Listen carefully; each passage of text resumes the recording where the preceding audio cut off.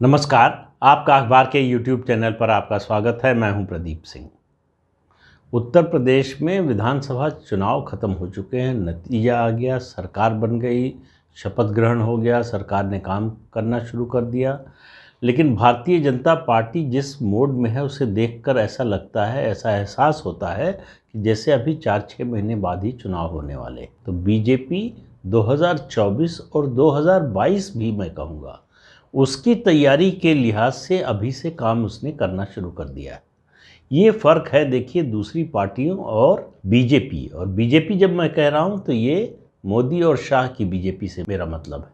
उससे पहले की बीजेपी इस तरह से नहीं करती थी। उससे पहले की बीजेपी का वही हाल था जो बाकी पार्टियों का, कि चुनाव से 4-5 महीने पहले एक्टिव हो जाओ। उससे पहले जो है नेताओं पर कोई असर होता नहीं था और उसका नतीजा भी दिखाई देता था। जब कोई इमोशनल मुद्दा आ गया, लहर चल गई कोई किसी मुद्दे पर, तो फ़ायदा हो गया, वरना फिर जो है वही ढाक के तीन पात। लेकिन 2014 से लगातार जिस तरह से बीजेपी काम कर रही है, मैंने जितनी राजनीति देखी है, किसी पार्टी को, कांग्रेस भी इतने लंबे समय तक सत्ता में रही है, वहाँ भी इस तरह से काम नहीं होता था। और दूसरी बात, बीजेपी को जिस तरह के विरोध का सामना करना पड़ रहा है, कांग्रेस को मुझे नहीं लगता कि इस तरह के विरोध का सामना करना पड़ा। विरोध जो होता है, राजनीतिक विरोध एक अलग चीज़ होती है। बीजेपी के प्रति जो लोगों के, उनके विरोधियों के मन में जो घृणा का भाव है कि किसी तरह से हटाओ, हटाने का कोई फॉर्मूला नहीं मिल रहा है, ये अलग बात है। बीजेपी क्या कर रही है उत्तर प्रदेश में, आप देखिए, अगर ध्यान दीजिए तो आपको समझ में आएगा कि किस तरह से आगे की तैयारी कर रही है और किस तरह से अखिलेश यादव को समझ में नहीं आ रहा है कि उनके पैर के नीचे से ज़मीन खिसकाने की कोशिश हो रही है। विधान परिषद के चुनाव हो रहे हैं, स्थानीय निकाय से जो सीटें चुनी जाती हैं, 36 सीटें हैं, 36, उसमें से 3 पर बीजेपी ने यादव उम्मीदवार उतारे हैं। अब ये सबको मालूम है कि यादव समाज जो है भाजपा का वोटर नहीं है, भाजपा को वोट नहीं देता है। लेकिन 36 में 3 सीटें कोई मामूली बात नहीं है। उसके बरक्स देखिए तो समाजवादी पार्टी ने 36 में से 34 सीटों पर लड़ रही है, 2 आरएलडी को दे दी है और बाकी 34 में से 21 पर यादव उम्मीदवार उतारे हैं। सबको पता है कि जब से पार्टी बनी है या जब से मुलायम सिंह यादव राजनीति में है, यादवों का एक बड़ा हिस्सा पहले और समाजवादी पार्टी बनने के बाद से लगातार सिर्फ और सिर्फ समाजवादी पार्टी के साथ है। फिर भी अखिलेश यादव को भरोसा नहीं है कि अगर किसी और जाति से, किसी और संप्रदाय से ज़्यादा टिकट दिए तो यादवों का वोट मिलेगा कि नहीं। 34 में 21 सीटें बताता है, ये पहले एक वीडियो में बता चुका हूँ कि क्यों डरे हुए हैं अखिलेश यादव यादवों से। उसके संकेत और ज़्यादा मिलने लगे। ये पहली बार, मुझे कम से कम मुझे याद नहीं है, हो सकता हुआ हो पहले भी, इक्का दुक्का नेता जाते रहे हैं, लेकिन यादव नेताओं को पार्टी से निकालना पड़ रहा है। क्यों? क्योंकि वो बीजेपी का समर्थन कर रहे हैं। अभी बुधवार को ही अखिलेश यादव ने एक एक्स एमएलसी सहित 4 नेताओं को पार्टी से निकाला। इन 4 में 3 यादव हैं, रमेश यादव, उपेंद्र यादव और विजय यादव। इन तीनों को पार्टी से निकाला गया है। क्यों? क्योंकि ये विधान परिषद चुनाव में बीजेपी का समर्थन कर रहे हैं।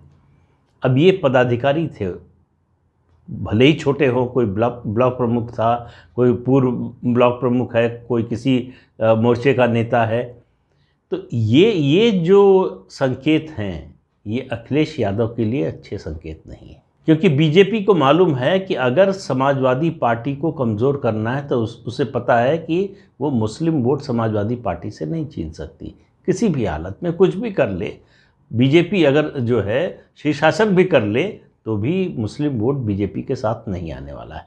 तो ये गलतफहमी जिन लोगों को हो कि जो है ये कार्यक्रम करने से, टिकट देने से या ऐसा करने से मुस्लिम वोट बीजेपी को मिलेगा, वो किसी हालत में नहीं मिलेगा। उसका सबसे बड़ा, सबसे ताज़ा प्रमाण है कि गोरखपुर में गोरक्षनाथ पीठ के पास, मंदिर के पास की जो चुनाव मतदान केंद्र थे, वहाँ से 10% भी वोट जो है वो 10% नहीं, बल्कि कहें कि आधा % भी वोट जो है बीजेपी को नहीं मिले हैं, योगी आदित्यनाथ को नहीं मिले हैं, जो कि मुसलमानों के साथ हमेशा न्यायोचित व्यवहार, जितनी हो सके मदद करते हैं। उसके बावजूद सरकारी योजनाओं की बात ही छोड़ दीजिए, मंदिर की ओर से जिस तरह का, मंदिर के आसपास की बहुत सी दुकानें, ज़्यादातर दुकानें मुसलमानों की है, उनको कभी कोई परेशानी नहीं होती। इस सब के बावजूद वोट नहीं मिला। किसी बूथ पर 9 वोट, किसी पे 5, किसी पे 10, इस तरह से वोट मिले। जहां वोट पड़े हैं 500, 600, 700 वोट पड़े हैं उनमें से। तो बीजेपी को अच्छी तरह से पता है कि मुस्लिम वोट नहीं तोड़ा जा सकता समाजवादी पार्टी से, और समाजवादी पार्टी का जो जनाधार है वो मुस्लिम यादव वोट पर है। उसमें अगर कुछ बड़ा जुड़ता है और दूसरी पार्टी सामने वाली कमज़ोर होती है सामाजिक समीकरण की दृष्टि से, तो समाजवादी पार्टी सत्ता में आती है, वरना नहीं आ पाती है, जो इस बार हुआ, जो 17 में हुआ। तो इसमें से यादव अगर कुछ टूटें तभी बीजेपी समाजवादी पार्टी को कमज़ोर कर सकती है और अति पिछड़ों या किसी और जाति समूह को समाजवादी पार्टी की ओर जाने से रोक सकती है। तो ये अब देखिए, ये स्ट्रेटजी जो है, ये चुनाव हो गया, अब 5 साल बाद चुनाव होना है, या लोकसभा का चुनाव भी 2 साल बाद होना है। लोकसभा के चुनाव में वैसे ही बीजेपी के अलावा एक प्लस वोट होता है प्रधानमंत्री नरेंद्र मोदी का, जो उनके लिए वोट करता है।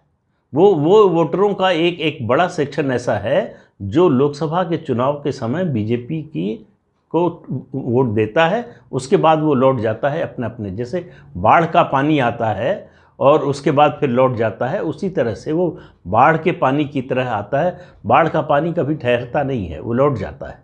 उसी तरह से वोट, इसीलिए आप देखेंगे कि बार बार लोग तुलना करते हैं, इसको लेकर जो है बीजेपी की आलोचना करते हैं, मोदी को कटघरे में खड़ा करने की कोशिश करते हैं कि लोकसभा में इतना वोट, इतने % वोट मिला, और लोकसभा चुनाव के कुछ महीने बाद विधानसभा का ये चुनाव हुआ, उसमें बीजेपी का वोट % इतना घट गया। बीजेपी का जितना वोट % है उतना ही उसको मिल रहा है।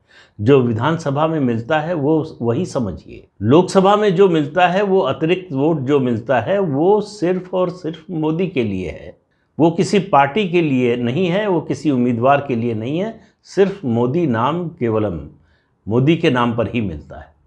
तो इसलिए ये गलतफहमी दूर कर लेनी चाहिए जिन लोगों को ये तुलना करते हैं कि लोकसभा में इतना मिला यहाँ इस राज्य में और विधानसभा में इतना कम हो गया, मतलब लोग नाराज़ हो गए, कि लोकसभा चुनाव के तुरंत बाद ऐसी नाराज़गी, कोई नाराज़गी नहीं। वो बीजेपी के वोटर हैं ही नहीं, वो मोदी के वोटर हैं जो मोदी के लिए वोट देते हैं और फिर लौट जाते हैं। अब हो क्या रहा है उत्तर प्रदेश में? अखिलेश यादव की गलतियां जो है वो बीजेपी की मदद कर रही हैं। अखिलेश यादव की विधायक दल की बैठक थी जिसमें उनको नेता चुना गया। 2 सदस्य, पहले भी मैं इसका जिक्र कर चुका हूं, 2 सदस्य शिवपाल यादव और पल्लवी पटेल, दोनों समाजवादी पार्टी के टिकट पर चुनाव लड़े, उसके सिंबल पर चुनाव लड़े।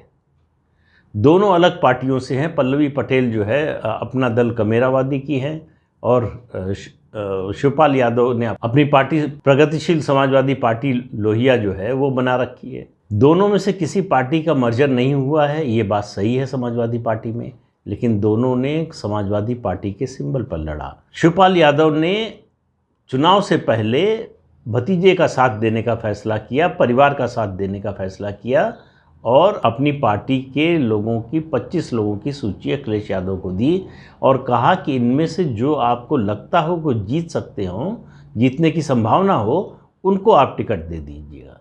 अखिलेश यादव ने एक भी टिकट नहीं दिया, सिर्फ शिवपाल यादव को दिया। शिवपाल यादव अगर अपनी पार्टी से लड़ते, निर्दलीय लड़ते, तब भी जीत जाते जसवंत नगर की सीट।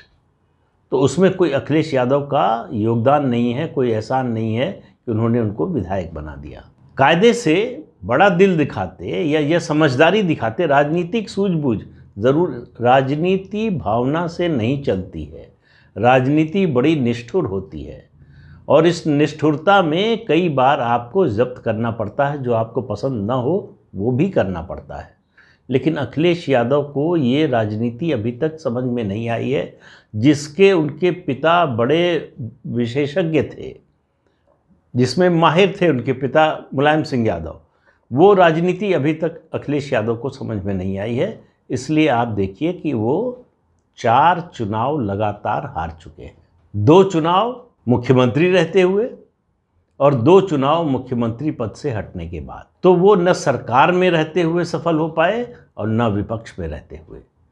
और मेरा मानना है कि 5 साल विपक्ष में रहने के बाद अब भी उनको राजनीति की ये बारीकियां समझ में नहीं आई। शिवपाल यादव के बारे में कहा जा रहा है कि वो इटावा से चले, अपने समधी से मिले, हरिओम यादव से, जो बीजेपी के सदस्य हैं। उनके जरिए बातचीत हो रही है बीजेपी में आने की। अमित शाह से दिल्ली में मिले केंद्रीय गृह मंत्री से, इसकी किसी ने पुष्टि नहीं की है।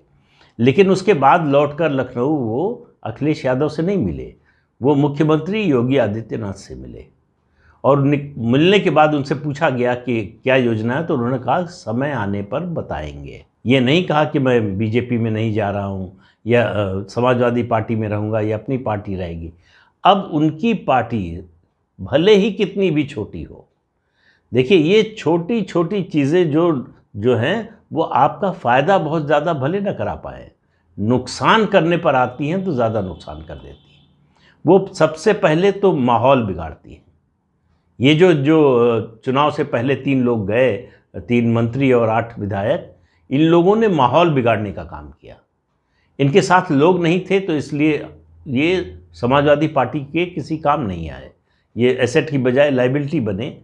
ये पता नहीं अभी तक अखिलेश यादव को समझ में आया है कि नहीं।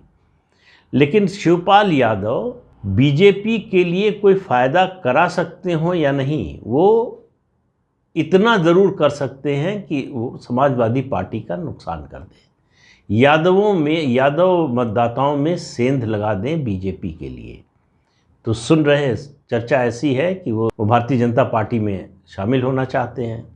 भारतीय जनता पार्टी में शामिल होना चाहते हैं तो ऐसी जैसे ही खबर आती है तमाम तरह की अटकलें लगती हैं कि वो जसवंत नगर की सीट छोड़ देंगे, उनका बेटा लड़ेगा, और आजमगढ़ से जो लोकसभा का उपचुनाव होने वाला है उसमें बीजेपी उनको उम्मीदवार बना सकती है। लेकिन ये सब अटकलें हैं, कुछ निश्चित रूप से नहीं कहा जा सकता।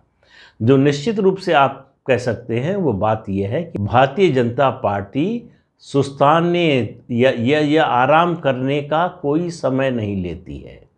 चुनाव खत्म हुआ एक और अगले चुनाव की तैयारी शुरू हो गई है। और दूसरे राज्यों में हो जहां चुनाव होने वाला है इस साल के आखिर में या अगले साल या लोकसभा चुनाव से पहले, उनकी बात तो फिर भी समझ में आती है। जिस राज्य में 5 साल बाद चुनाव अब होना है वहाँ भी इस तरह की सक्रियता ये भारतीय जनता पार्टी को और दूसरी पार्टियों से अलग करती है। तो अखिलेश यादव के लिए अब चुनौती जो है, कम से कम 2019 के लिहाज से कहें अभी, तो सबसे बड़ी चुनौती है अपने यादव वोटों को बरकरार रखने की। और जिस दिन यादव वोट खिसका उनके पास से, आप मान कर चलिए कि उसी दिन से उनकी पार्टी का और जो है गिरावट, उसकी पराभव उसका जो है वो शुरू हो जाएगा। क्योंकि मायावती को भले ही अभी सब लोग जो है डिस्काउंट करके चल रहे हों कि ख़त्म हो गई बसपा, ख़त्म तो कोई पार्टी इस तरह से होती नहीं, लेकिन पार्टी हाशिए पे पहुंच गई है, इसमें कोई दो राय नहीं है। लेकिन उसमें अब भी पोटेंशियल है खड़ा होने का। जिस दिन यादव वोट समाजवादी पार्टी से खिसकेगा, मुसलमान मतदाताओं के लिए बसपा के अलावा कोई विकल्प नहीं होगा। क्योंकि बसपा एक अपना 12-13% का अब भी एक वोट शेयर लेकर बैठी हुई है।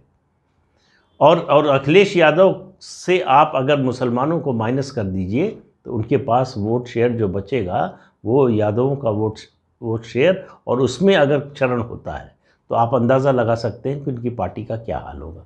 लेकिन ये सब कैलकुलेशन है, ये अर्थमेटिक है कि इतना परसेंट इसमें से कम हो जाएगा, उतना परसेंट उसमें से कम हो जाएगा। बात केमिस्ट्री की होती है जब चुनावी राजनीति की बात हो। क्या यादव समाज में एक तरह की ये सोच शुरू हो गई है कि अखिलेश यादव उनका भविष्य नहीं है, या अखिलेश यादव की जो राजनीति है वो उनके समाज को बहुत आगे तक नहीं ले जा सकती है। यादव समाज के पढ़े लिखे लोगों में ये सोच धीरे धीरे आने लगी है। यही वजह है कि 2014 हो या 2019 का लोकसभा चुनाव हो, यादवों के एक सेक्शन ने मोदी के नाम पर वोट दिया। और ये मैं बात आपको रिपीट कर रहा हूँ, पहले भी बता चुका हूँ कि मुलायम सिंह यादव ने खुद कहा था नरेंद्र मोदी से, उस समय वो गुजरात के मुख्यमंत्री थे 2014 में, कैंपेन के दौरान हमारे समाज का जो पढ़ा लिखा युवा है वो उसका एक सेक्शन आपको वोट कर रहा है। और ये एहसास जैसे जैसे समय बढ़ेगा और जिस तेज़ी में गवर्नेंस को लेकर योगी आदित्यनाथ हैं, जिस तरह से लोगों को फ़ायदा पहुंच रहा है, लोगों के जीवन में बदलाव आ रहा है, जिस तरह से सरकार काम के मोड में आई है, आप मान कर चलिए अगले 5 साल में उत्तर प्रदेश की सरकार एक कीर्तिमान स्थापित करेगी गवर्नेंस के मोर्चे पर। उस तरह का गवर्नेंस का मॉडल जो है देश में किसी और राज्य के पास इस समय नहीं है। और ये जो मॉडल बनने जा रहा है, अगर कोरोना ना आया होता तो शायद पहले बन गया होता, लेकिन अब क्या होता तो क्या नहीं होता अलग बात है। अब जो होने जा रहा है, डबल इंजन की सरकार का मतलब क्या होता है, उसका अर्थ क्या होता है, उसका फल क्या होता है, उसका फ़ायदा क्या होता है, ये आपको 2022 से 2027 के बीच में देखने को मिलेगा।